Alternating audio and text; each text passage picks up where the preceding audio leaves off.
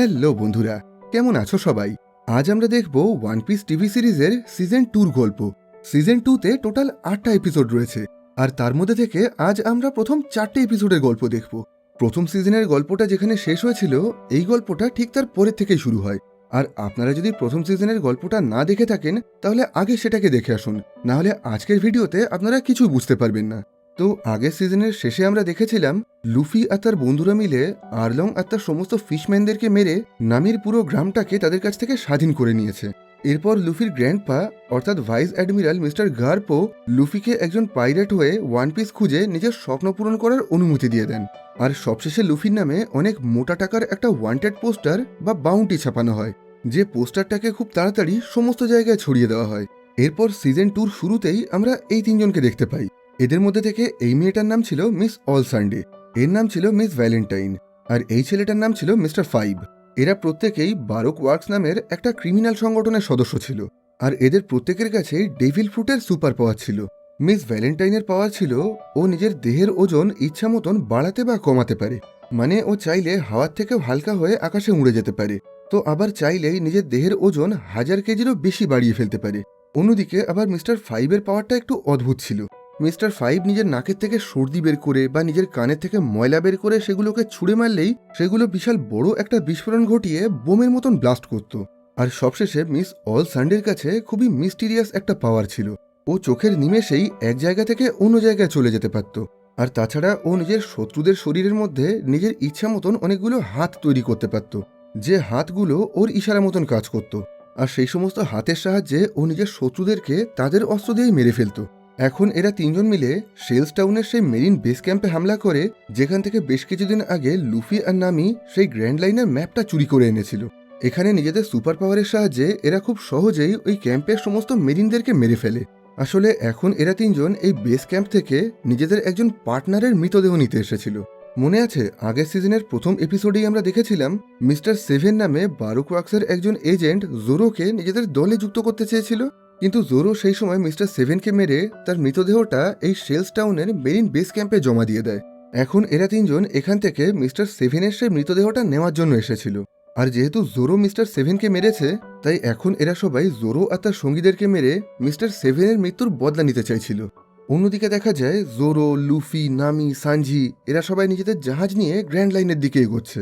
কিন্তু সমস্যা হলো এই মুহূর্তে এদের জাহাজের সমস্ত খাবার দাবার, রেশন আর প্রয়োজনীয় জিনিসপত্র শেষ হয়ে গেছিল। আর তাছাড়া আগেরবার মিহকের সাথে লড়াই করতে গিয়ে জোরোর দুটো তলোয়ারও ভেঙে গেছিল। তাই এখন এরা সবাই জোরোর তলোয়ার, নিজেদের খাবার দাবার আর প্রয়োজনীয় জিনিসপত্র কেনার জন্য লকটাউন নামের পার্শ্ববর্তী একটা দ্বীপে চলে যায়। আজ থেকে বহু বছর আগে এই লকটাউন দ্বীপেই সেই বিখ্যাত পাইরেট গোল্ড রজারকে সমস্ত সাধারণ মানুষের সামনে মেরে ফেলা হয়েছিল। আর যেহেতু লুফি গোল্ড রজারের খুবই বড় একজন ভক্ত ছিল, তাই ওর ইচ্ছে ছিল লকটাউনে পৌঁছানোর পর ও গোল্ড রজারের সেই মৃত্যুর জায়গাটা দেখতে যাবে। সেজন্য এখন এরা সবাই সেই লকটাউন দ্বীপের উদ্দেশ্যে বেরিয়ে পড়ে। অন্যদিকে আমাদেরকে বহু বছর আগের অতীতের একটা ঘটনা দেখানো হয়। আজ থেকে বহু বছর আগে যেদিন গোল্ড রজারকে মেরে ফেলা হয়েছিল, সেদিন মারা যাওয়ার আগে Gol D Roger vice admiral mister গার্বকে বলেন, আমি জানি আর কিছুক্ষণ পরেই আমাকে মেরে ফেলা হবে, তবে মারা যাওয়ার আগে আমি তোমার কাছে একটা অনুরোধ করছি। আমার একটা ছেলে আছে, আমি চাই না আমার পাপের শাস্তি আমার ছেলে পাক, আর তার ভবিষ্যৎও আমার মতন হোক। আমি চাই তুমি আমার ছেলেকে খুঁজে বের করে তাকে ভালো শিক্ষা দিয়ে ভালো করে মানুষ করো, যাতে ভবিষ্যতে সে আমার মতন একজন পাইরেট হয়ে মেরিনদের হাতে মারা না যায়। যেহেতু এটাই গোল্ড রজারের শেষ ইচ্ছে ছিল, তাই মিস্টার গার্প বাধ্য হয়ে এই কথাগুলো রাজি হয়ে যায়। তবে গোল্ড রজারের ছেলেটা যে কে, সেই ব্যাপারে আমাদেরকে এখনো কিছুই জানানো হয় না। অন্যদিকে দেখা যায় লুফি আর তার বন্ধুরা এখন সেই লকটাউনে চলে এসেছে। এখন এরা সবাই আলাদা আলাদা হয়ে তাড়াতাড়ি করে নিজেদের কাজ মেটানোর চেষ্টা করে। একদিকে নামি আর উসফ ছোটখাটো শপিং করার জন্য চলে যায়, সানজি আর লুফি সমস্ত খাবার দাবার আর রেশন কেনার জন্য বাজারে যায়, আর জোরো তার নতুন দুটো তলোয়ার কেনার জন্য একটা দোকানে চলে যায়। অন্যদিকে আমরা ক্যাপ্টেন স্মোকার নামের এই মেরিনকে দেখতে পাই। উনি এই পুরো লকডাউন দ্বীপটা দেখাশোনা করার দায়িত্বে ছিলেন। ক্যাপ্টেন স্মোকার কোনো পাইরেটদেরকেই পছন্দ করতেন না। ওনার এই দ্বীপে বা এটার আশেপাশেও যদি কখনো কোনো পাইরেটস আসে, তাহলে উনি সাথে সাথেই তাদেরকে গ্রেপ্তার করে নেন। অন্যদিকে দেখা যায় জোরো এখন তলোয়ার কেনার জন্য একটা দোকানে চলে গেছে, কিন্তু এই মুহূর্তে ভালো তলোয়ার কেনার মতন জোরোর কাছে খুব বেশি টাকা ছিল না। ওই দোকানদার বলে, তোমার কাছে যে সামান্য টাকা আছে সেটা দিয়ে এখানে কোনো কিছুই কেনা সম্ভব না। যেটা শুনে জোরো খুবই হতাশ হয়ে ওই দোকান থেকে বাইরে চলে আসছিল। কিন্তু তখনই ওই দোকানদারটা জোরোকে বলে, তোমার কাছে এই যে তলোয়ারটা আছে, এটার বিনিময়ে তুমি আমার দোকানের যে কোনো অন্য দুটো তলোয়ার নিতে পারো। আসলে জোরোর কাছে থাকা এই তলোয়ারটা অনেক দামি ছিল, আর এখন এই দোকানদারটা জোরোকে বোকা বানিয়ে ওর কাছ থেকে অনেক অল্প টাকায় এই তলোয়ারটা নিতে চাইছিল। যদিও জোরো কোনোভাবেই ওকে এই তলোয়ারটা দিতে চাইছিল না, কারণ এটা ওর ছোটবেলার বন্ধু কুইনার ছিল। কুইনা মারা যাওয়ার পর জোরো তার স্মৃতি হিসাবে এই তলোয়ারটাকে নিজের কাছে রেখে দিয়েছিল। জোরো আর ওই দোকানদারটা যখন নিজেদের মধ্যে কথা বলছিল, তখনই ওখানে তাশিগি নামের এই মেয়েটা চলে আসে। তাশিগিকে অনেকটা জোরোর ছোটবেলার বন্ধু কুইনার মতন দেখতে ছিল, সেজন্য প্রথমের দিকে তাশিগিকে দেখে জোরো ওকে কুইনা মনে করেছিল। এদিকে দেখা যায় তাশিগির সমস্ত তলোয়ারের ওপরেই খুবই ইন্টারেস্ট ছিল। ও পৃথিবীর সমস্ত পুরানো আর বিখ্যাত তলোয়ারের নাম, সেগুলোর বৈশিষ্ট্য আর সেগুলোর ইতিহাস সম্পর্কে জানত। এখন দোকানের মধ্যে জোরোর এই তলোয়ারটা দেখে তাশিগি জোরোকে ওর এই তলোয়ারের সমস্ত ইতিহাসটা জানিয়ে দেয়। তাশিগি বলে এই তলোয়ারটার নাম হলো ওয়াডো ইচিমনচি। এটা পৃথিবীর 21টা সবচেয়ে মহান তলোয়ারের মধ্যে থেকে একটা। আর যেহেতু এই তলোয়ারটা খুবই দুর্লভ, তাই এটার দাম কোটি টাকারও অনেক বেশি। এই কথাগুলো শোনার পর ওই দোকানদারের জোরোকে বোকা বানিয়ে সস্তায় এই তলোয়ারটা কেনার প্ল্যানটা পুরোপুরি ভেস্তে যায়। এখন এই দোকানের মধ্যে ঘোরাঘুরি করতে করতে জোরো সান্দাই কেতেৎসু নামের এই তলোয়ারটা দেখতে পায়, যেটা দেখে জোরোর খুবই পছন্দ হয়ে যায়। কিন্তু তখনই পাশের থেকে তাশিগি আর ওই দোকানদারটা জানায় এটা হলো পৃথিবীর সবচেয়ে অভিশপ্ত তলোয়ার। আজ অবধি যে কজন এই তলোয়ারটা ব্যবহার করেছে তারা প্রত্যেকেই লড়াই চলাকালীন খুবই নির্মমভাবে মারা গেছে, আর সেজন্যই বিগত বহু বছর ধরে এই তলোয়ারটা এই দোকানেই পড়ে আছে। কেউই এটাকে কিনতে চাইছে না। এমনকি ওই দোকানদারটা মনে করেন এই তলোয়ারটাকে বিক্রি করলে হয়তো ওনার ওপরে অভিশাপ লাগবে। কিন্তু জোরো এসব কোনো কিছুই বিশ্বাস করতে চাইছিল না। ও বলে আমার মনে হয় যে কোনো তলোয়ারই তার নিজের মালিককে নিজেরাই বেছে নেয়। এখন আমি দেখতে চাই এই তলোয়ারটা আমাকে বেছে নেয় কিনা। এই কথা বলেই ও এই তলোয়ারটাকে ঘোরাতে ঘোরাতে আকাশের দিকে ছুঁড়ে মেরে সেই তলোয়ারের সামনে নিজের একটা হাত রেখে দেয়। কিন্তু খুবই আশ্চর্যজনকভাবে এই তলোয়ারটা ঘুরতে ঘুরতে জোরোর হাতে একটাও আঁচড় না লাগিয়ে সরাসরি মাটিতে এসে পড়ে। এখানে জোরোর এত সাহসিকতা দেখে তাশিগি আর ওই দোকানদার দুজনেই খুবই অবাক হয়ে যায়। এখন জোরোর এই কাজে খুশি হয়ে ওই দোকানদারটা জোরোকে ইউবিশিরি নামের আরও একটা তলোয়ার দিয়ে বলে এটা হলো আমার দোকানের সবচেয়ে ভালো তলোয়ার। পৃথিবীতে এই ধরনের শুধুমাত্র 50টা তলোয়ার আছে, আর আমাদের পরিবার বহু বছর ধরে বংশ পরম্পরায় এই তলোয়ারটাকে সামলে আসছে। এখন আমি সম্পূর্ণ ফ্রিতেই তোমাকে এই তলোয়ারটা উপহার দিতে চাই। বহু বছর হয়ে গেলেও আমি তোমার মতন এত সাহসী কোনো তলোয়ারবাজ দেখিনি। আজ তোমার সাহস আর আত্মবিশ্বাস দেখে আমি খুবই মুগ্ধ হয়েছি। সেজন্য এই দুটো বিশেষ তলোয়ারই আমি তোমাকে উপহার হিসেবে দিয়ে দিচ্ছি। অন্যদিকে দেখা যায় সানজি আর লুফি এখন বাজার থেকে নিজেদের জন্য সমস্ত প্রয়োজনীয় খাবার দাবার আর জিনিসপত্র কিনছে। সেখানে সানজি যখন বাজার করতে ব্যস্ত ছিল, সেই সুযোগে লুফি বাজার থেকে বাইরে বেরিয়ে গোল্ড রজারের সেই এক্সিকিউশনের জায়গাটা দেখার জন্য চলে যায়। কিন্তু সেই জায়গায় পৌঁছানোর পর দেখা যায় সেখানে আগে থেকেই বাগি আর আলবিদা লুফির জন্য ওয়েট করছিল। আগের সিজনের শেষেই আমরা দেখেছিলাম বাগি আর আলবিদা দুজন মিলে একসাথে লুফিকে মারার প্ল্যান করছিল, কারণ একটা সময় লুফি এদের দুজনকেই মেরে হারিয়ে দিয়েছিল। এখন দেখা যায় আলবিদাও একটা ডেভিল ফ্রুট খেয়েছে, আর ওর সুপার পাওয়ার হলো ওর পুরো শরীর এতটাই স্লিপারি হয়ে গেছে যে কেউই এখন কোনোভাবেই ওকে টাচ করতে পারবে না। লুফি অনেকক্ষণ ধরে চেষ্টা করার পরেও আলবিদার গায়ে একটাও ঘুষি মারতে পারে না। এখন বাগি আর আলবিদা দুজন মিলে একসাথে খুবই চালাকির সাথে লুফিকে মেরে অজ্ঞান করে দেয়। এরপর ওরা লুফির হাত পা একটা বিশেষ ধরনের শিকল দিয়ে বেঁধে দেয়, যে শিকলটাকে একটা বিশেষ ধরনের সামুদ্রিক পাথর দিয়ে তৈরি করা হয়েছিল। এই পাথরের মধ্যে সমুদ্রের সমস্ত গুণ আর ক্ষমতা ছিল, যার ফলে এখন এই শিকলটা লুফির কাছে সমুদ্রের জলের মতন কাজ করছিল। আর এই কারণেই লুফির শরীরে থাকা ডেভিল ফ্রুটের শক্তিগুলো পুরোপুরি অকেজো হয়ে গিয়ে ও খুবই দুর্বল হয়ে পড়েছিল। এই সুযোগে বাগি আর আলবিদা মিলে লুফিকে মেরে ফেলার প্ল্যান করে। অন্যদিকে জোরো, নামি, সানজি আর উসফ যখন নিজেদের সমস্ত কাজ মিটিয়ে মিট আপ পয়েন্ট এসে দেখা করে, তখন সেখানে ওরা লুফিকে কোথাও দেখতে পায় না। আর বেশ অনেকক্ষণ ধরে অপেক্ষা করার পরেও লুফিকে ফিরে আসতে না দেখে এরা প্রত্যেকে খুবই চিন্তায় পড়ে যায়। তখনই এরা দেখতে পায় এই শহরের সমস্ত লোকজন খুবই উৎসাহের সঙ্গে গোল্ড রজারের এক্সিকিউশন পয়েন্টের দিকে এগিয়ে যাচ্ছে। কারণ আজ থেকে বহু বছর আগে গোল্ড রজারকে যেখানে মেরে ফেলা হয়েছিল, এখন সেই একই জায়গায় বাগি লুফিকে মেরে ফেলতে চাইছে। আর সেটা দেখার জন্যই এখন শহরের সমস্ত লোকজন ওই জায়গায় ভিড় করেছে। এখন বাকি সমস্ত লোকের সাথে জোরো, নামি, সানজি আর উসফও ওই জায়গায় চলে যায়। এখন লুফিকে বাঁচানোর জন্য এরা সবাই আলবিদা আর তার গুন্ডাদের সঙ্গে মারামারি করতে শুরু করে। অন্যদিকে আমরা দেখতে পাই তাশিগি নামে যে মেয়েটার সঙ্গে সকালবেলায় জোরোর দেখা হয়েছিল, সেই মেয়েটা আসলে একজন মেরিন, আর ও ছিল ক্যাপ্টেন স্মোকারের অ্যাসিস্ট্যান্ট। এখন ক্যাপ্টেন স্মোকার আর তাশিগি জানতে পারে বেশ কিছু পাইরাটসরা গোল্ড রজারের এক্সিকিউশন পয়েন্টে মারামারি করছে। সেজন্য এখন এরা সমস্ত মেরিনদেরকে নিয়ে সেই সমস্ত পাইরেটদেরকে গ্রেপ্তার করার জন্য চলে যায়। তবে ক্যাপ্টেন স্মোকার সরাসরি ওদেরকে গ্রেফতার করতে চাইছিলেন না।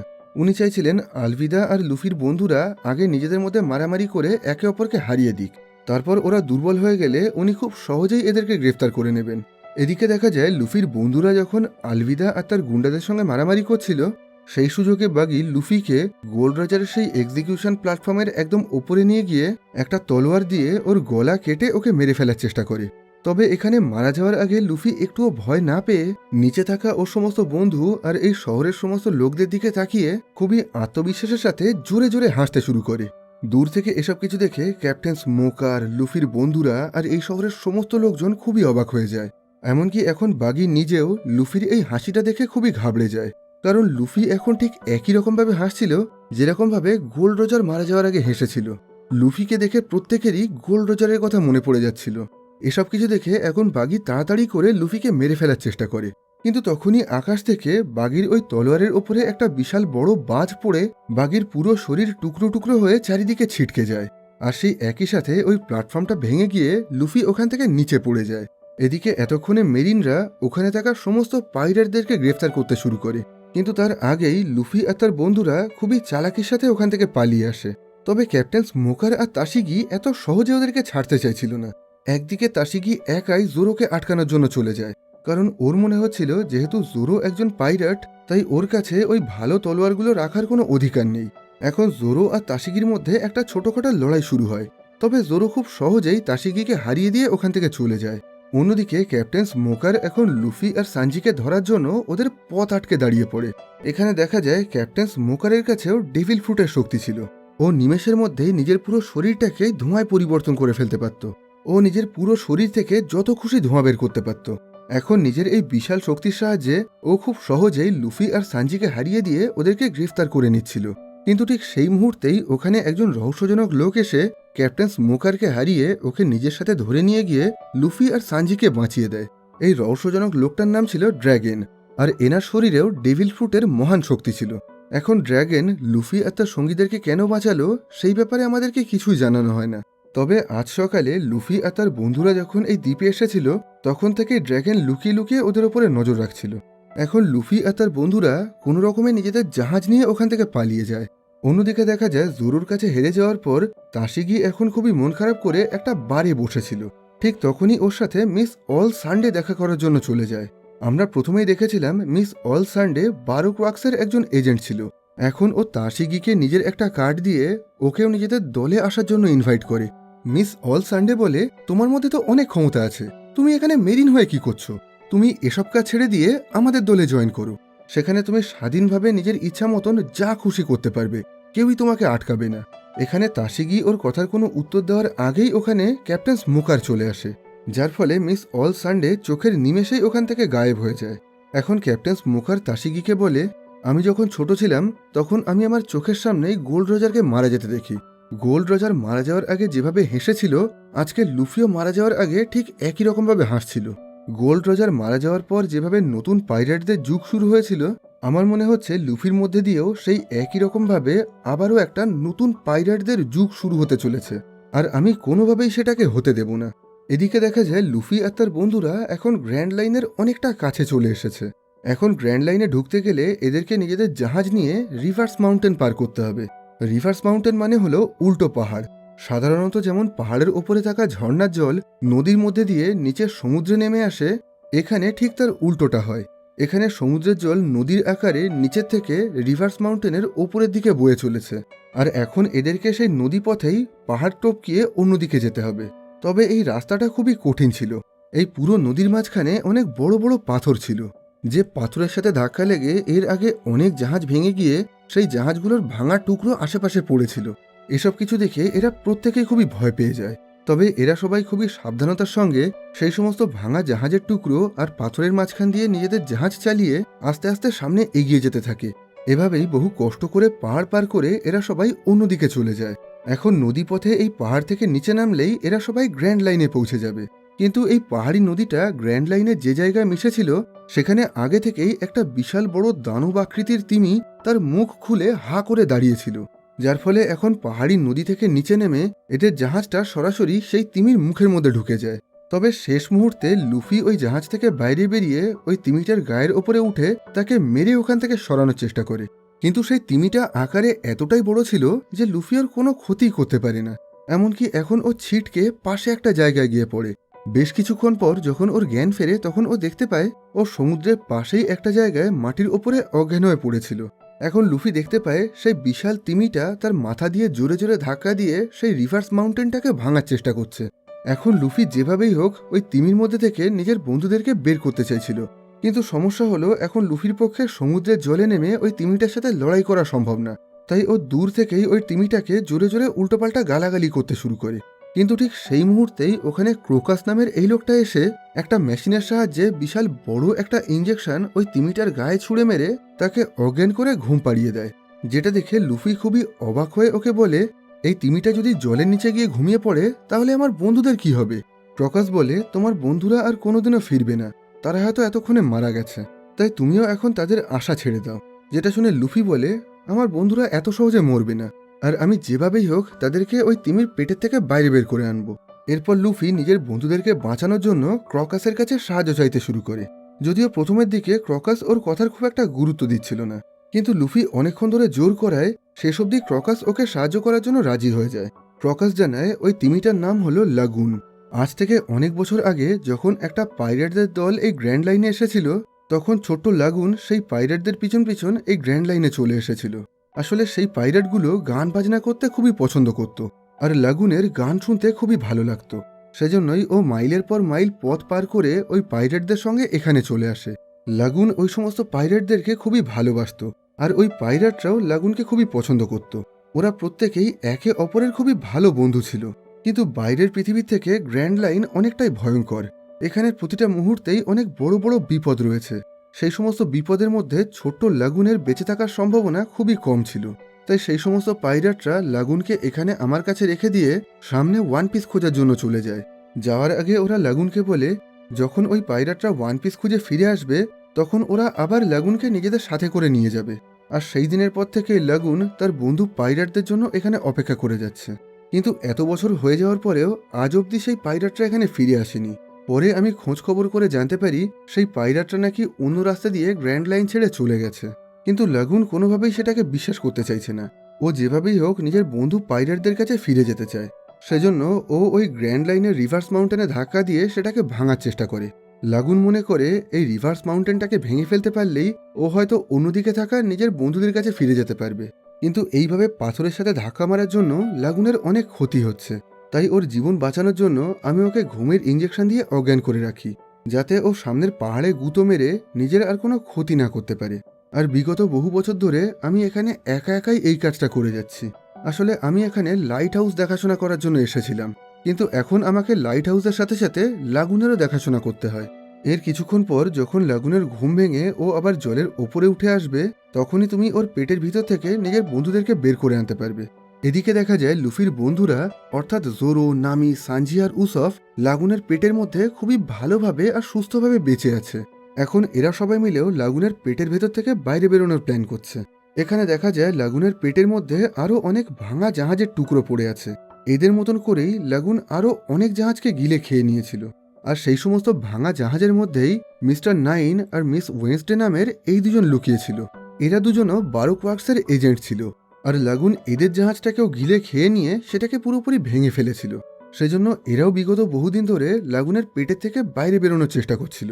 আর এখন ওরা দুজন লুফির বন্ধুদেরকে মেরে ওদের এই জাহাজটা নিয়ে এখান থেকে পালানোর চেষ্টা করছিল। কিন্তু জোরো, নামি, সানজি এরা সবাই মিলে খুব সহজেই ওদের দুজনকে হারিয়ে ওদের হাত পা বেঁধে ওদেরকে বন্দি বানিয়ে রাখে।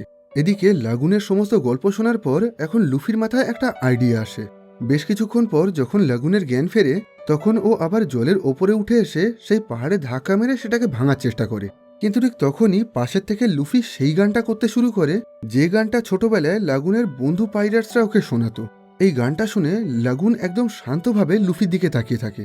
তখন লুফি ওকে বুঝিয়ে বলে, আমি জানি তোমার বন্ধুরা তোমাকে ছেড়ে চলে গেছে আর তুমি কোনোভাবেই এটাকে মানতে পারছো না, তবে এটাই হলো বাস্তব, মানুষ ছেড়ে চলে যায়। তবে তোমার একটা বন্ধুরা চলে গেছে তাই কি হয়েছে, আজকে থেকে আমরা হলাম তোমার নতুন বন্ধু। আমি তোমাকে কথা দিচ্ছি, আমরা তোমাকে ছেড়ে কখনোই যাব না। আমি আর আমার বন্ধুরা ওয়ান পিস খোঁজার পর আবার তোমার কাছে ফিরে আসব। আর এখন আমারও আমার বন্ধুদের প্রয়োজন, তাই তুমি দয়া করে আমার বন্ধুদেরকে তোমার পেটের থেকে বাইরে বের করে দাও। এখানে লুফির কথা শুনে লাগুন খুবই শান্তভাবে নিজের মুখটা খুলে দিয়ে নামি আর জোরোর সেই জাহাজটাকে বাইরে বের করে দেয়। এই ঘটনায় এখন লুফি, ওর বন্ধুরা, লাগুন, ক্রোকাস প্রত্যেকেই খুবই খুশি ছিল।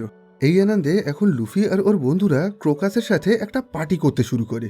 এখানে পার্টি চলাকালীন নামি একটু দুশ্চিন্তা করতে করতে বলে, আমরা সবাই গ্র্যান্ড লাইনে চলে এসেছি ঠিকই, কিন্তু এখান থেকে আমরা সামনে এগোবো কিভাবে কিছুই বুঝতে পারছি না। কারণ গ্র্যান্ড লাইনে আসার পর থেকেই কম্পাস কোনোভাবে কাজ করছে না।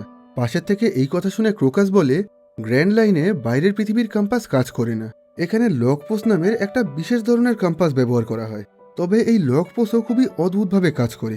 সাধারণ কম্পাসের মতন লক পোস্ট নর্থ, সাউথ আর ইস্ট ওয়েস্ট দেখায় না। এই পুরো লকডাউনে টোটাল 7টা ম্যাগনেটিক ফিল্ড বা চুম্বকীয় ক্ষেত্র আছে। আর লক পোস্ট এই 7টা ম্যাগনেটিক ফিল্ডের মধ্যে থেকে যে কোনো একটাকে র্যান্ডামলি চুজ করে নেবে। মানে এই লক পোস্ট তোমাদেরকে যখন যে দ্বীপে নিয়ে যাবে তখন তোমাদেরকে সেই দ্বীপেই যেতে হবে। তোমরা নিজেদের ইচ্ছা মতন যে কোনো একটা নির্দিষ্ট দ্বীপে যেতে পারবে না। আর তাছাড়া বিভিন্ন আলাদা আলাদা লক পোস্ট বিভিন্ন আলাদা আলাদা ম্যাগনেটিক ফিল্ডের দিকে টার্গেট করে থাকে। মানে তোমাদের কাছে যদি দুটো লক পোস্ট থাকে তাহলে সেই দুটো লক পোস্ট দুটো আলাদা আলাদা দ্বীপের দিকে টার্গেট করে থাকতে পারে। আর আমার কাছে একটা পুরানো লক পোস্ট আছে, আমি তোমাদেরকে সেটা দিয়ে দিচ্ছি। আপাতত তোমরা এটা ব্যবহার করেই সামনে এগিয়ে যাও। এখন ক্রোকাসের কাছ থেকে এই লক পোস্টটা নিয়ে লুফি আর তার বন্ধুরা ওকে বিদায় জানিয়ে ওখান থেকে চলে যায়। তবে যাওয়ার আগে লুফি লাগুনের মাথায় নিজেদের দলের একটা জলি রজারের চিহ্ন এঁকে দেয়। এখন লুফি লাগুনকে বলে, আজকে থেকে তুমিও হলে আমাদের বন্ধু, আর তোমার মাথায় আঁকা এই চিহ্নটাই হলো আমাদের বন্ধুত্বের প্রতীক। এখন তুমি যদি সামনের পাহাড়ে ধাক্কা মারো তাহলে কিন্তু তোমার মাথার এই চিহ্নটা মুছে যাবে আর আমাদের বন্ধুত্ব নষ্ট হয়ে যাবে। তাই এখন থেকে তুমি নিজের মাথায় আঁকা এই চিহ্নটাকে বাঁচিয়ে রেখো আর নিজের কোনো রকম ক্ষতি করো না। আমরা খুব তাড়াতাড়ি তোমার কাছে ফিরে আসব। এই কথা শুনে এখন লাগুনও খুবই খুশি হয়ে যায়। এরপর লুফি আর তার বন্ধুরা সেই লক পোস্টের সাহায্যে ওদের নিকটবর্তী একটা দ্বীপের দিকে এগোতে শুরু করে। এদিকে দেখা যায় লুফি আর তার বন্ধুরা পালিয়ে আসার পর এখন ক্যাপ্টেন স্মোকার খুবই রেগে গেছিল। এখন ও যেভাবেই হোক লুফি আর তার সঙ্গীদেরকে গ্রেফতার করার জন্য ওদের পিছন পিছন গ্র্যান্ড লাইনে যেতে চাইছিল। কিন্তু তখনই ভাইস অ্যাডমিরাল গার্ব সেই লকডাউন নামের দ্বীপে এসে ক্যাপ্টেন স্মোকারের সঙ্গে দেখা করেন। সেখানে অ্যাডমিরাল গার্ব ক্যাপ্টেন স্মোকারকে বলেন, আমি জানি তুমি লুফি আর তার বন্ধুদেরকে ধরার চেষ্টা করছো, কারণ ওরা তোমার হাত থেকে পালিয়ে গেছে। তবে এখন তুমি ওদেরকে ধরার কথাটা পুরোপুরি ভুলে যাও। আমি তোমাকে সম্পূর্ণ একটা নতুন মিশন দিচ্ছি। এই কথা শুনে প্রথমের দিকে ক্যাপ্টেন স্মোকার মনে করেছিল যেহেতু লুফি অ্যাডমিরাল গার্পের গ্র্যান্ডসন বা নাতি, সেজন্য মিস্টার গার্প হয়তো এখন লুফিকে বাঁচানোর চেষ্টা করছেন। তখন মিস্টার গার্প বলেন, আসল ব্যাপারটা একদমই আলাদা। আমি এখন লুফিকে বাঁচানোর চেষ্টা করা পুরোপুরি বন্ধ করে দিয়েছি। আর আমার মনে হয় রিভার্স মাউন্টেন পার করার আগেই হয়তো লুফি আর তার বন্ধুরা মারা যাবে। আর এখন আমাদের কাছে লুফির থেকেও অনেক দরকারি একটা মিশন রয়েছে। বেশ কিছুদিন আগে বারক ওয়ার্কস নামের একটা ক্রিমিনাল সংগঠনের বেশ কিছু লোকজন শেলস টাউনের আমাদের মেরিন বেস ক্যাম্পে হামলা করে সেখানে থাকা সমস্ত মেরিনদেরকে মেরে ফেলেছে। আর শুধু এটুকুই না, বারক ওয়ার্কসের লোকজন মাঝে মাঝে আমাদের বিভিন্ন মেরিন বেস ক্যাম্প, হেডকোয়ার্টার আর আউটপোস্টে হামলা করে সেখানে থাকা সমস্ত মেরিনদেরকে মেরে সেই অফিসগুলোকে পুরোপুরি ভাঙচুর করে দিচ্ছে। আর আমরা এখন অবধি জানি না ওরা এই কাজগুলো কেন করছে, ওদের আসল উদ্দেশ্য কি। এই বারক ওয়ার্কস খুবই শক্তিশালী একটা ক্রিমিনাল সংগঠন। পুরো পৃথিবীতেই এদের নেটওয়ার্ক আর এজেন্ট ছড়িয়ে আছে। আর এদের কারণেই গ্র্যান্ড লাইনের বেশ কিছু রাজ্যে অশান্তি দেখা দিচ্ছে। গ্র্যান্ড লাইনের মধ্যে আলাবাস্তা নামের একটা রাজ্য রয়েছে। আর এই বারক ওয়ার্কসের লোকজন সেই আলাবাস্তা রাজ্যের সাধারণ মানুষের সাথে সেখানকার রাজার ঝামেলা বাঁধিয়ে দিয়ে সেই রাজ্যে একটা গৃহযুদ্ধ তৈরি করতে চাইছে। এই রকমটা চলতে থাকলে খুব তাড়াতাড়ি আলাবাস্তা রাজ্যের সরকার ভেঙে পড়বে। আর তখন বিশ্ব সরকারের জন্যও একটা বড় বিপদ দেখা দেবে। এই বারক ওয়ার্কসের যে মেন লিডার তার নাম হলো মিস্টার জিরো। তবে আজ অবধি কেউই জানে না এই মিস্টার জিরো আসলে কে, তার আসল পরিচয় কি। আমাদেরকে যেভাবেই হোক মিস্টার জিরোকে খুঁজে বের করে বারক ওয়ার্কসের এই পুরো অর্গানাইজেশনটাকেই ধ্বংস করে দিতে হবে। এখন তোমার কাজ হলো সবার আগে বারক ওয়ার্কসের যে কোনো একজন এজেন্টকে জীবিত অবস্থায় গ্রেফতার করা, যাতে তার কাছ থেকে আমরা এদের সমস্ত প্ল্যান সম্পর্কে জানতে পারি আর ভবিষ্যতে যাতে আমরা মিস্টার জিরোকেও গ্রেফতার করতে পারি। এখন সবকিছু শোনার পর ক্যাপ্টেন স্মোকার মিস্টার গার্পের এই নতুন মিশনের জন্য রাজি হয়ে যায়। অন্যদিকে দেখা যায় লুফি আর তার বন্ধুরা এখন ক্রকার্সের কাছ থেকে পাওয়া সেই লকপোজের সাহায্যে গ্র্যান্ড লাইনের প্রথম দ্বীপের দিকে এগোচ্ছে। আর এদের জাহাজের মধ্যে মিস্টার নাইন আর মিস ওয়েন্সডে নামের বারক ওয়ার্কসের সেই দুজন সদস্য ছিল যাদেরকে এরা লাবুনের পেটের মধ্যে থেকে বন্দি বানিয়ে নিয়েছিল। এখন লুফি বেশ কিছুক্ষণ ধরে মিস ওয়েন্সডে নামের সেই মেয়েটার সঙ্গে কথা বলে। আর ওর সাথে কথা বলার পর লুফির মনে হয় ওই মেয়েটা বারোক রক্সে কাজ করলেও সে হয়তো খুবই একজন ভালো মানুষ। সেজন্য এখন লুফি মিস ওয়েনসডের হাতের বাঁধনগুলো খুলে ওকে পুরোপুরি মুক্ত করে দেয়। যদিও এই জিনিসটা লুফির বন্ধুদের একদমই পছন্দ হয় না। ওদের মনে হচ্ছিল মিস ওয়েনসডে হয়তো সুযোগ পেলে এদের ক্ষতি করে দেবে। সেজন্য ওরা সবাই লুফিকে এদের দুজনের হাত পায়ের বাঁধন খুলতে বারণ করে। এরা সবাই যখন এই বিষয়টা নিয়ে নিজেদের মধ্যে আলোচনা করছিল, তখনই ওরা পাশেই একটা আইল্যান্ড দেখতে পায়। এই আইল্যান্ডের নাম ছিল ক্যাকটাস আইল্যান্ড, আর এটা গ্র্যান্ড লাইনের প্রথম সারির আইল্যান্ডের মধ্যে থেকে একটা ছিল। এখন এই আইল্যান্ডটা দেখে লুফি আর তার বন্ধুরা খুবই এক্সাইটেড হয়ে গিয়ে সেটাকে দেখতে শুরু করে। আর সেই সুযোগে মিস ওয়েনসডে মিস্টার নাইনের হাত পায়ের বাঁধন খুলে ওকে নিয়ে এদের জাহাজ থেকে সমুদ্রের জলে ঝাঁপ দিয়ে ওখান থেকে পালিয়ে যায়। এরপর লুফি আর তার বন্ধুরা সেই ক্যাকটাস আইল্যান্ডে চলে যায়। সেখানে একটা শহর ছিল যার নাম ছিল হুইস্কি পিক। লুফি আর তার বন্ধুরা এই হুইস্কি পিক শহরে আসার সাথে সাথেই এখানকার সমস্ত লোকজন খুবই খুশি মনে ওদেরকে স্বাগত জানায়। এটা দেখে লুফি আর ওর বন্ধুরা খুবই অবাক হয়ে যায়। ওরা কোনোভাবেই বিশ্বাস করতে পারছিল না কোনো শহরের মানুষ পাইরেটসদেরকে দেখে এত খুশি হয়ে তাদেরকে এত ভালো মনে স্বাগত জানাচ্ছিল। এসব কিছুর মধ্যেই ওদের সাথে ইগ্রাম নামের এই লোকটার পরিচয় হয়। ইগ্রাম ছিল এই হুইস্কি পিক শহরের মেয়র। এখন ইগ্রাম এদেরকে বলে, আমাদের শহরের সমস্ত লোকজন পাইরেটসদেরকে খুবই পছন্দ করে। আসলে যেহেতু আমাদের এই দ্বীপটা গ্র্যান্ড লাইনের প্রথম সারির দ্বীপের মধ্যে থেকে একটা, তাই আমাদের এখানে মাঝে মাঝেই বাইরের পৃথিবী থেকে অনেক পাইরেটসরা আসে। আর সেজন্যই আমরা ঠিক করে নিয়েছি আমরা রোজ রোজ এই সমস্ত নতুন নতুন পাইরেটসদের সঙ্গে ঝামেলা অশান্তি না করে তাদের সঙ্গে বন্ধুত্ব করে নেব। এসব কিছু বলতে বলতেই ইগ্রাম খুবই খুশি মনে লুফি আর তার বন্ধুদেরকে দুপুরের খাওয়ার জন্য ইনভাইট করে। আর যেহেতু লুফিদের সেই লক পোস্টটাকেও নতুন দ্বীপের জন্য রিসেট হতে বেশ অনেকটা সময় লেগে যাবে, তাই এরাও এখন এই শহরে থেকে এখানকার লোকজনের সঙ্গে খাওয়া দাওয়া করার জন্য রাজি হয়ে যায়। এখন লুফি আর ওর বন্ধুরা এই শহরের সমস্ত লোকদের সাথে একটা বারে বসে বেশ ভালো করে খাওয়া দাওয়া করতে শুরু করে। সেখানে ওরা অনেক অনেক খাবার খেয়ে মদ খেয়ে আনন্দ করে গল্প করে সবার সাথে বেশ ভালো সময় কাটাচ্ছিল। এদিকে দেখা যায় মিস ওয়েন্সডে আর মিস্টার নাইনও এখন সমুদ্রের জলে সাঁতার কাটতে কাটতে এই ক্যাকটাস আইল্যান্ডে চলে এসেছে। আর এখন এরা দুজন মিলে বড় কিছু একটা করার প্ল্যান করছিল। এদিকে দেখা যায় লুফি আর ওর সমস্ত বন্ধুরা যখন খাওয়া দাওয়া করতে ব্যস্ত ছিল, সেই সুযোগে নামি ওখান থেকে বাইরে বেরিয়ে এই পুরো দ্বীপটা একটু ঘুরে দেখছিল। আর এইভাবে ঘোরাঘুরি করতে করতে ও ওই শহরের একটা গোপন জায়গায় পৌঁছে যায়। নামি লুকিয়ে লুকিয়ে দেখতে পায় এই শহরের একজন মানুষ বেশ কিছু পাইরেটসদের মৃতদেহকে কবর দিচ্ছে। আর এরা সেই পাইরেটস ছিল যারা আগের দিন লুফিদের মতন এই দ্বীপে এসেছিল। এখন এসব কিছু দেখার পর নামি খুব ভালোভাবেই বুঝতে পারে এই শহরটা বাইরে থেকে দেখতে যতটা ভালো লাগছে, ভিতর থেকে এটা ততটাই ভয়ঙ্কর। এই শহরের লোকজন সমস্ত নতুন পাইরেটদের সঙ্গে ভালো ব্যবহার করে তাদের সঙ্গে বন্ধুত্বের অভিনয় করে তাদেরকে পেট ভরে খাবার আর মদ খাইয়ে নেশা করিয়ে দেয়। আর তারপর অতিরিক্ত নেশার মধ্যেই এই শহরের লোকজন সেই সমস্ত পাইরেটসদেরকে মেরে ফেলে। এখন নামি তাড়াতাড়ি করে এই খবরটা নিজের বন্ধুদেরকে জানানোর জন্য ফিরে আসে। এদিকে দেখা যায় জোরোকেও দুজন লোক মারার জন্য এসেছিল, কিন্তু জোরো আগে থেকেই এই শহরের লোকদের সমস্ত প্ল্যানটা বুঝে গেছিল। সেজন্য এখন ও খুব সহজেই সেই দুজনকে মেরে দেয়।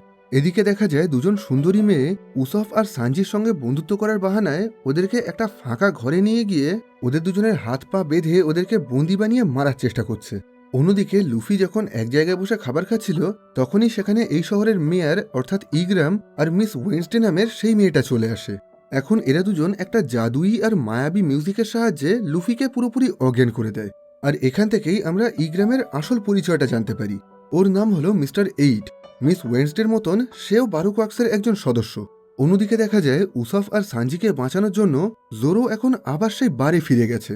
কিন্তু সেখানে আগে থেকেই মিস্টার নাইন নামের এই ছেলেটা জোরোকে মারার জন্য তৈরি হয়েছিল। এখন মিস্টার নাইন জোরোকে বলে, তুমি এখানে এসেছো ঠিকই, কিন্তু এখান থেকে আর বেঁচে ফিরতে পারবে না। এই ঘরের মধ্যে এখন 100 জনেরও বেশি লোক আছে। এরা প্রত্যেকেই বারুক ওয়াক্সের হয়ে কাজ করে। এখন এরা সবাই মিলে খুব সহজেই তোমাকে আর তোমার বন্ধুদেরকে মেরে ফেলবে। এই কথা শুনে জোরো এখন খুবই এক্সাইটেড হয়ে ওদের সঙ্গে লড়াই করার জন্য তৈরি হয়ে যায়। আসলে মিহকের কাছে হেরে যাওয়ার পর থেকে জোরো মাঝে মাঝেই নিজের স্বপ্নের মধ্যে মিহককে দেখতে পেত। ওর সবসময় মনে হতো মিহক যেন ওকে বলছে, তোমার দ্বারা হবে না, তুমি কখনোই আমাকে হারাতে পারবে না। আর এই সমস্ত কারণেই জোরো এখন মিহককে হারানোর জন্য অনেক কঠিন কঠিন লড়াই করতে চাইতো। আর এখন ও সেই লড়াইয়ের সুযোগটা পেয়ে গেছিল। এখন ও নিজের নতুন সেই দুটো তলোয়ারের সাহায্যে এখানে থাকা সমস্ত লোকজনকেই মারতে শুরু করে। আর এভাবেই এখানে থাকা সবাইকে মারতে মারতে একটা সময় ও উসফ আর সানজিকেও সেই দুজন খুনি মেয়ের হাত থেকে বাঁচিয়ে নেয়। এরপর জোরো ছোট বড় শক্তিশালী সব ধরনের লোকের সাথে লড়াই করে ওখানে থাকা 100 জনকেই হারিয়ে দেয়। এই 100 জন লোকের মধ্যে মিস্টার নাইনও ছিল। শেষ অব্দি জোরো তাকেও হারিয়ে দেয়। অন্যদিকে দেখা যায় লুফিকে অজ্ঞান করার পর মিস ওয়েডনেসডে আর মিস্টার 8 মিলে এখন এই দ্বীপ থেকে পালানোর প্ল্যান করছে। এখন এরা ঠিক করে নেয় এই দ্বীপ থেকে পালানোর জন্য এরা লুফিদের জাহাজটাকে চুরি করে নেবে। এখানে নিজের জাহাজের কথা শোনার সাথে সাথেই লুফির জ্ঞান ফিরে আসে। লুফি নিজের জাহাজটাকে খুবই ভালোবাসত, আর এখন ও কোনোভাবেই সেটাকে চুরি হতে দেবে না। সেজন্যই ও মিস্টার 8 আর মিস ওয়েডনেসডেকে আটকানোর চেষ্টা করে। এদিকে এতক্ষণে নামিও লুফিকে খুঁজতে খুঁজতে ওই জায়গায় চলে আসে। এখন মিস্টার 8 আর মিস ওয়েডনেসডে লুফিকে বলে, তুমি আমাদেরকে ভুল বুঝছো, এখন আমাদেরকে যত তাড়াতাড়ি সম্ভব জাহাজ নিয়ে এখান থেকে পালিয়ে যেতে হবে, না হলে আমরা দুজন খুবই বড় একটা বিপদে পড়ে যাব। এই কথাটা বলতে বলতেই ওখানে মিস ভ্যালেন্টাইন আর মিস্টার 5 চলে আসে, বারোক ওয়ার্কসের সেই দুজন শক্তিশালী এজেন্ট। প্রথমের দিকে লুফি মনে করেছিল এরা দুজন হয়তো লুফি আর ওর বন্ধুদেরকে মারার জন্য এসেছে, কিন্তু ওরা দুজন জানায় ওরা এখানে মিস ওয়েডনেসডে আর মিস্টার 8 অর্থাৎ ইগ্রামকে ধরার জন্য এসেছে। আসলে মিস ওয়েডনেসডে আর ইগ্রাম দুজনেই ভালো মানুষ ছিল। মিস ওয়েডনেসডের আসল নাম ছিল নেফেটারি ভিভি, আর ও আলাবাস্তা নামে একটা রাজ্যের রাজকুমারী ছিল। আর ইগ্রাম ছিল সেই রাজ্যের প্রধান সেনাপতি আর ভিভির বডিগার্ড। আর এরা দুজন নিজেদের আসল পরিচয় গোপন করে বারোক ওয়ার্কস গ্যাংয়ে জয়েন করে তাদের অর্গানাইজেশনের সমস্ত গোপন ইনফরমেশন জেনে নিয়েছিল। এমনকি এখন এরা দুজন বারোক ওয়ার্কসের মেন লিডার অর্থাৎ মিস্টার জিরোর আসল পরিচয়টাও জানতে পেরেছিল। আর এই সমস্ত গোপন ইনফরমেশনগুলো যাতে অন্য কেউ না জানতে পারে, সেজন্যই এখন মিস্টার 5 আর মিস ভ্যালেন্টাইন এদের দুজনকে মারার জন্য এসেছিল। এখন মিস্টার 5 আর মিস ভ্যালেন্টাইন নিজেদের সুপার পাওয়ারের সাহায্যে এদেরকে মারতে শুরু করে। মিস্টার 5 নিজের নাক খুঁটে এদের দিকে ছুঁড়ে মারে, যেটা বোমের থেকেও বিশাল বড় বিস্ফোরণ ঘটিয়েছিল। আর এই ঘটনায় ইগ্রাম একটু গুরুতরভাবে আহত হয়ে গেছিল। এখন ইগ্রাম বুঝতে পারে এই অবস্থায় এদের সবার পক্ষে এই জায়গা থেকে বেঁচে পালানো কোনোভাবেই সম্ভব না। তাই ও ঠিক করে নেয় এখন ও নিজে মিস ভ্যালেন্টাইন আর মিস্টার 5-এর সাথে গিয়ে লড়াই করবে। যদিও এই লড়াইতেও মারা যাবে, কিন্তু সেই সুযোগে যেন লুফি আর নামি রাজকুমারী ভিভিকে নিয়ে এখান থেকে সুরক্ষিতভাবে পালিয়ে যেতে পারে। আর সেজন্যই এখন ইগ্রাম রাজকুমারী ভিভিকে সুরক্ষিতভাবে আলাবাস্তা রাজ্যে পৌঁছে দেওয়ার জন্য নামি আর লুফির কাছে সাহায্য চায়। আর এখন লুফিও সাথে সাথেই ইগ্রামের এই কথায় রাজি হয়ে যায়। এরপর প্ল্যান মতন ইগ্রাম একা একাই মিস্টার 5 আর মিস ভ্যালেন্টাইনের সঙ্গে লড়াই করার জন্য চলে যায়। আর সেই সুযোগে লুফি আর নামি ভিভিকে নিয়ে নিজেদের জাহাজে উঠে ওখান থেকে পালিয়ে যায়। তবে যাওয়ার আগে দূর থেকে ভিভি দেখতে পায় মিস্টার 5 একটা বিশাল বড় বিস্ফোরণের সাহায্যে ইগ্রামকে মেরে ফেলেছে, যেটা দেখে ও মানসিকভাবে প্রচণ্ড কষ্টে ভেঙে পড়ে। এই ঘটনার পরের দিন সকালে মিস্টার 5 আর মিস ভ্যালেন্টাইন এই পুরো শহরটা ঘুরে দেখছিল যে এখানে আদেও কোনো মানুষ এখনো বেঁচে আছে কিনা।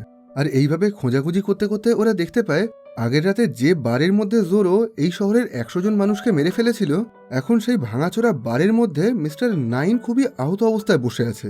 এখন মিস্টার 5 আর মিস ভ্যালেন্টাইন মিস্টার 9কে বলে, তোমার পার্টনার অর্থাৎ মিস ওয়েডনেসডে আসলে একজন বিশ্বাসঘাতক। ও নিজের পরিচয় গোপন করে আমাদের গ্রুপে ঢুকে আমাদের সমস্ত গোপন ইনফরমেশন জেনে নিয়েছে।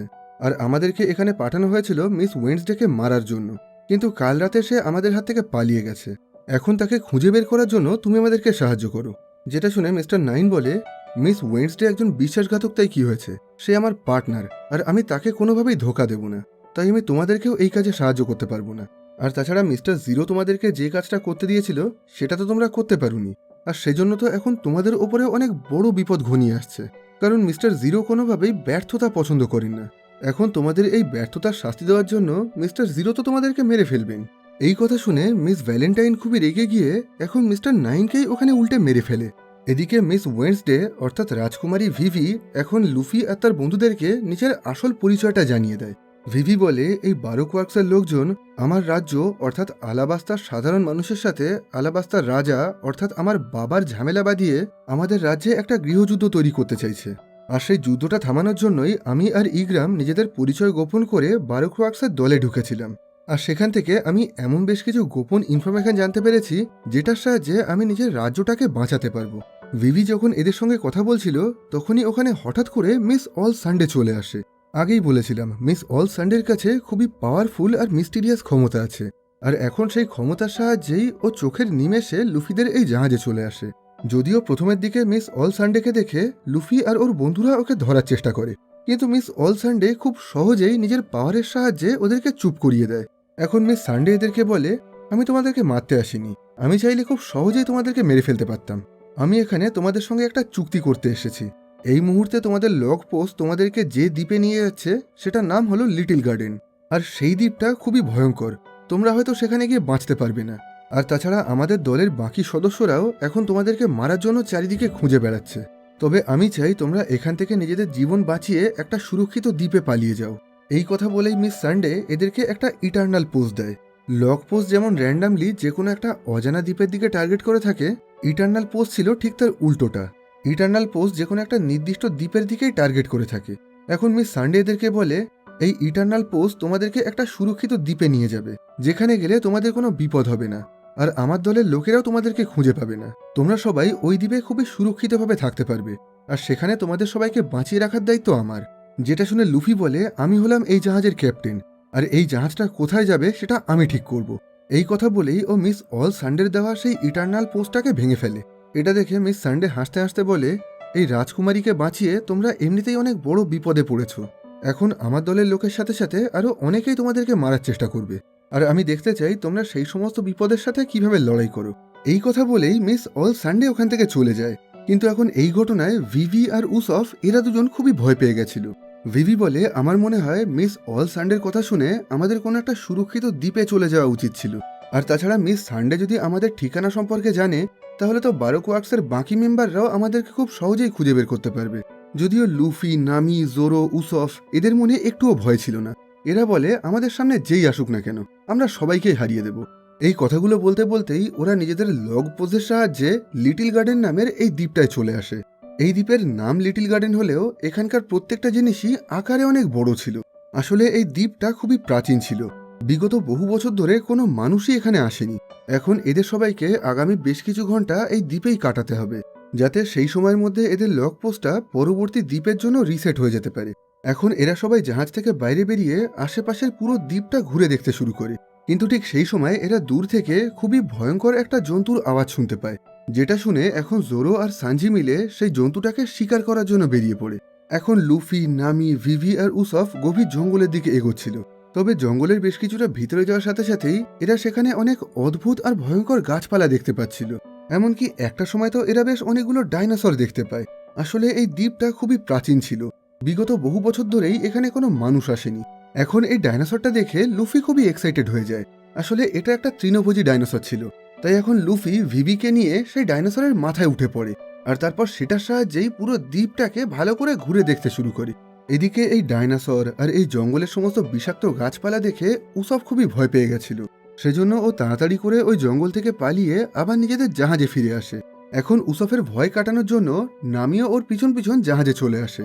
সেখানে এরা দুজন যখন নিজেদের মধ্যে গল্প করছিল, তখনই ওদের জাহাজের পাশে একটা বিশাল বড় জায়েন্ট বা দানব আকৃতির মানুষ চলে আসে, যেটা দেখে এরা দুজন তো প্রচন্ড ভয় পেয়ে যায়। এদিকে দেখা যায় জোরো আর উসফ যে জন্তুটার ডাক শুনে সেটাকে শিকার করার জন্য জঙ্গলের ভিতরে গেছিল, এখন দেখা যায় সেই জন্তুটা ছিল খুবই ভয়ঙ্কর আর হিংস্র একটা ডাইনোসর। এখন সেই ডাইনোসরটা জোরো আর উসফের ওপরে হামলা করার চেষ্টা করে, কিন্তু এরা দুজন মিলে একসাথে সেই ডাইনোসরের সাথে লড়াই করে তাকে মেরে ফেলে। এখন উসফ ঠিক করে নেয় আজ রাতে ও ওই ডাইনোসরটাকেই রান্না করবে। সেজন্য এখন ও ওই ডাইনোসরের মাংস কেটে সেগুলোকে জাহাজে নিয়ে যেতে শুরু করে। এদিকে এসব কিছুর মধ্যে জোরো পাশের জঙ্গলের মধ্যে থেকে কোনো কিছু একটা নড়াচড়া করার আওয়াজ শুনতে পায়। এখন ও সেটা দেখার জন্যই পাশের জঙ্গলের মধ্যে চলে যায়।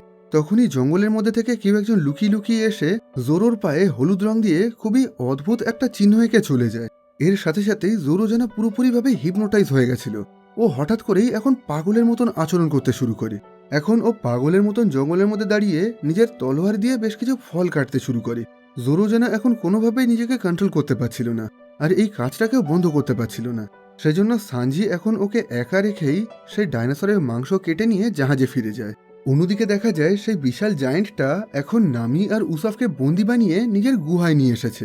প্রথমের দিকে নামি আর উসফ মনে করেছিল এই জায়েন্টটা হয়তো এখন ওদেরকে রান্না করে খেয়ে নেবে, কিন্তু পরে ওই জায়েন্টের সাথে একটু কথা বলার পর এরা দুজন জানতে পারে এই জায়েন্টের নাম হলো ব্রগি, আর এ খুবই একজন ভালো মানুষ। এ নামি আর উসফকে মেরে এদেরকে খাওয়ার জন্য এখানে আনেনি। আসল কথা হলো বিগত বহু বছর ধরেই ব্রগি এই দ্বীপে একা একা রয়েছে। এখানে ওর সাথে গল্প করার বা কথা বলার মতন কেউ ছিল না, আর তাছাড়া আজ অবধি এখানে কোনো মানুষও আসেনি। তাই এখন ব্রগি এদের দুজনের সাথে গল্প করে এদের সাথে একসাথে বসে দুপুরের খাওয়া দাওয়া করার জন্য এদেরকে এখানে নিয়ে এসেছিল। এদিকে দেখা যায় সেই ডাইনোসরের পিঠ থেকে নেমে জঙ্গলের মধ্যে ঘোরাঘুরি করতে করতে এখন লুফি আর ভিভিও একটা বিশাল বড় জায়েন্টের মুখোমুখি হয়ে গেছে। এই জায়েন্টের নাম ছিল ডোরি, আর ব্রগির মতন ডোরিও খুবই ভালো মনের মানুষ ছিল। এখন ডোরি খুবই আনন্দের সাথে ভিভি আর লুফির সাথে গল্প করতে শুরু করে। ডোরি জানায় ও আর ব্রগি এলবাপ নামের একটা দ্বীপে থাকতো। সেখান থেকেই বিগত বহু বছর আগে ওরা এই দ্বীপে এসে থাকতে শুরু করেছে। এখন এখানে নিজেদের মধ্যে গল্প করতে করতে ভিভি ডোরিকে জানায় কিভাবে আগের রাতে ওর জীবন বাঁচানোর জন্য ওর পার্টনার অর্থাৎ ইগ্রাম নিজের জীবন দিয়েছে। এখন এই গল্পটা করতে করতেই ভিভি প্রচণ্ড মন খারাপ করে কাঁদতে শুরু করে, যেটা শুনে এখন ডোরি ইগ্রামের আত্মার শান্তির জন্য আর ওকে সম্মান জানানোর জন্য ওর একটা ফিউনারালের ব্যবস্থা করে। অন্যদিকে দেখা যায় মিস ভ্যালেন্টাইন আর মিস্টার ফাইবও এখন ভিভি আর লুফিদেরকে খুঁজতে খুঁজতে এই লিটল গার্ডেনে চলে এসেছে। এখন এরা দুজন যেভাবেই হোক তাড়াতাড়ি করে ভিভি, লুফি আর এদের বন্ধুদেরকে মেরে ফেলতে চাইছিল, যাতে মিস্টার জিরো কোনোভাবেই জানতে না পারে আগের দিন এরা দুজন নিজেদের কাজে ব্যর্থ হয়েছে। কারণ মিস্টার জিরো যদি কোনোভাবে এদের দুজনের ব্যর্থতার খবর জানতে পারে তাহলে উনি এদের দুজনকেই মেরে ফেলবে, কারণ মিস্টার জিরো কোনোভাবেই ব্যর্থতা পছন্দ করেন না। এখন জঙ্গলের মধ্যে ভিভি আর লুফিদেরকে খুঁজতে খুঁজতেই এদের সাথে মিস্টার 3 নামের এই লোকটা দেখা হয়ে যায়। আসলে মিস্টার জিরো আগে থেকেই জানতে পেরেছিল আগের রাতে এরা দুজন নিজেদের কাজে ব্যর্থ হয়েছে আর রাজকুমারী ভিভি এদের হাত থেকে পালিয়ে গেছে। তাই এখন মিস্টার জিরো ভিভিকে মারার জন্য নতুনভাবে মিস্টার 3কে দায়িত্ব দিয়েছেন। এখন মিস্টার 3 হাসতে হাসতে এদের দুজনকে বলে, তোমরা তো নিজেদের কাজটা করতে পারোনি, তাই মিস্টার জিরো তো তোমাদেরকে মেরে ফেলবে, তবে আমি তোমাদেরকে বাঁচাতে পারি, কিন্তু তার জন্য তোমাদেরকে আমার একটা কাজ করে দিতে হবে। এখানে আমার সাথে আমার একজন পার্টনারও এসেছে, যার নাম হলো মিস গোল্ডেন উইক, আর আমরা দুজন মিলে ভিভি, লুফি আর ওদের বন্ধুদেরকে মারার একটা প্ল্যান করেছি। কিন্তু সমস্যা হলো এই দ্বীপে দুজন বড় বড় জায়েন্ট রয়েছে, তাদের জন্যই আমাদের প্ল্যানটা সাকসেসফুল হচ্ছে না, তারা আমাদের অনেক সমস্যা করে দিচ্ছে। তাই এখন তোমরা দুজন মিলে সেই জায়েন্টটাকে মেরে ফেলো। তোমরা যদি আমার এই কাজটা করতে পারো তাহলে আমি মিস্টার জিরোকে বলে তোমাদের দুজনের জীবন বাঁচিয়ে দেব। অন্যদিকে দেখা যায় ব্রগি, নামি আর উসব যখন এক জায়গায় বসে গল্প করছিল তখনই ওদের দ্বীপে থাকা একটা আগ্নেয়গিরি কিছুক্ষণের জন্য অ্যাক্টিভ হয়ে যায়, যার ফলে ওই পুরো দ্বীপের মাটিটাই একটু নড়তে শুরু করে। এই ঘটনার পর ব্রগি আর ডোরি নামের এই দ্বীপের সেই দুজন জায়েন্ট নিজেদের মধ্যে লড়াই করার জন্য ওই দ্বীপের একটা বিশেষ জায়গায় চলে যায়। আসলে প্রত্যেক দিন যখন এই দ্বীপের আগ্নেয়গিরিটা কিছুক্ষণের জন্য অ্যাক্টিভ হয়ে যায় তার ঠিক পরেই এই দুজন নিয়মিতভাবে নিজেদের মধ্যে লড়াই করার জন্য এই জায়গায় চলে আসে। ব্রগি আর ডোরি দুজনেই একে অপরের খুব ভালো বন্ধু, ওরা দুজনেই একে অপরকে খুবই সম্মান করে, কিন্তু তা সত্ত্বেও বিগত 100 বছর ধরে এরা প্রত্যেক দিন নিয়মিতভাবে এই জায়গায় এসে নিজেদের মধ্যে লড়াই করে যাচ্ছে, কিন্তু আজ অবধি এদের দুজনের মধ্যে কেউই এই লড়াইটা জিততে পারেনি। 100 বছর আগে এদের দুজনের মধ্যে কেন লড়াই শুরু হয়েছিল সেই কারণটা এরা ভুলে গেছে। এখন এরা দুজন শুধু এটা দেখার চেষ্টা করছে এদের দুজনের মধ্যে কে সবচেয়ে ভালো যোদ্ধা আর কে অপরজনকে হারিয়ে এই লড়াইটা জিততে পারে।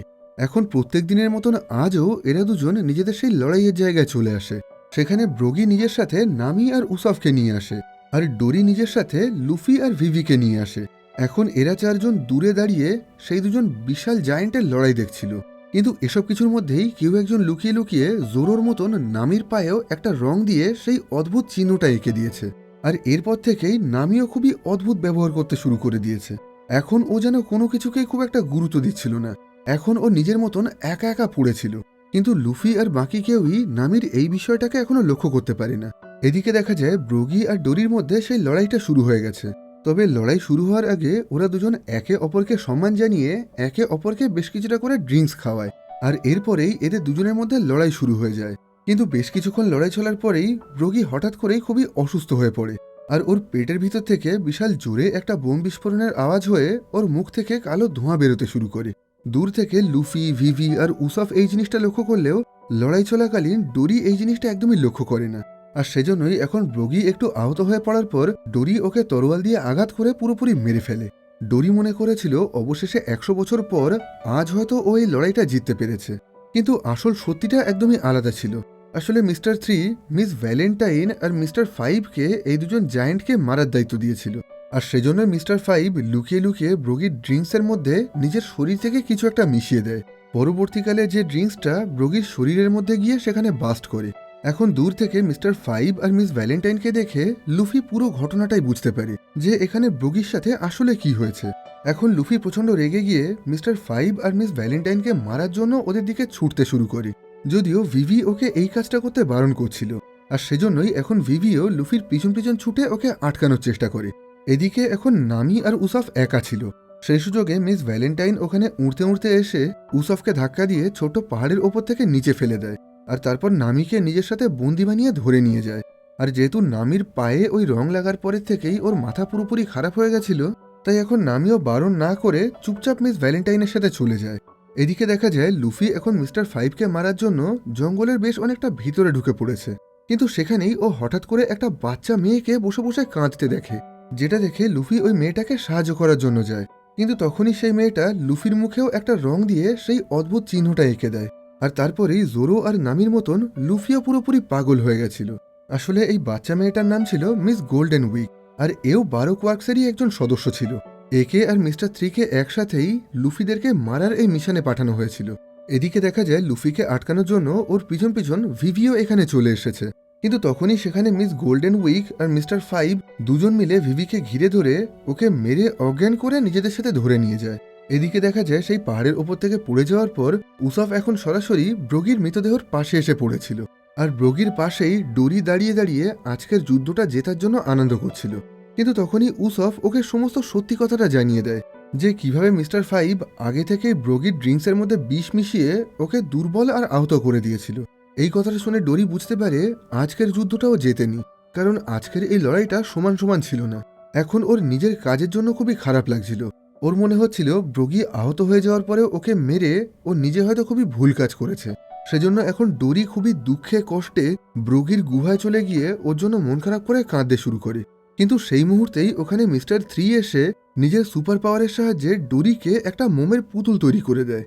আসলে মিস্টার থ্রির সুপার পাওয়ার ছিল ও নিজের হাত থেকে মোম বের করে যে কোনো কারোর গায়ে লাগিয়ে দিতে পারত, আর একবার সেই মোমটা শুকিয়ে গেলে সেটা লোহার থেকেও অনেক বেশি শক্ত হয়ে যেত।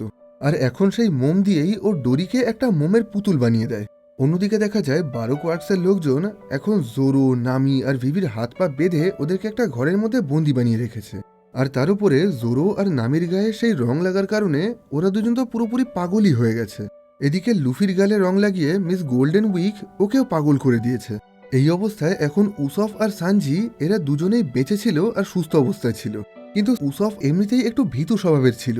আর এই ঘটনার পর ও আরো বেশি ভয় পেয়ে গিয়ে ওই জঙ্গলের মধ্যে দিয়েই ছুটে পালাতে শুরু করে। অন্যদিকে দেখা যায় সানজি এখন সেই ডাইনোসরের সমস্ত মাংসগুলো কেটে সেগুলোকে নিজেদের জাহাজে নিয়ে গেছে। মজার ব্যাপার হলো সানজি এখনো এই সমস্ত ব্যাপারে কিছুই জানতো না। সেজন্যই বেশ অনেকক্ষণ ধরে অপেক্ষা করার পরেও যখন ও লক্ষ্য করে কেউই ওদের জাহাজে ফিরে আসছে না, তখন ও সবাইকে খোঁজার জন্য আবার জঙ্গলের দিকে যেতে শুরু করে। আর এখানেই ওয়ান পিস টিভি সিরিজের সেকেন্ড সিজনের 4 নম্বর এপিসোডের গল্পটা শেষ হয়। এখন সানজি কি আদেও নিজের বন্ধুদেরকে খুঁজে বের করে তাদেরকে বাঁচাতে পারবে, আর লুফি আর ওর বন্ধুদের সাথেই বা কি হবে, সেই সবকিছুই আমরা পরের ভিডিওয়ে জানতে পারবো। আপাতত এই ভিডিওটাকে এখানেই শেষ করছি, তবে খুব তাড়াতাড়ি এই ভিডিওর পরবর্তী পর্ব নিয়ে হাজির হব। ততক্ষণের জন্য সবাই ভালো থাকবেন, সুস্থ থাকবেন।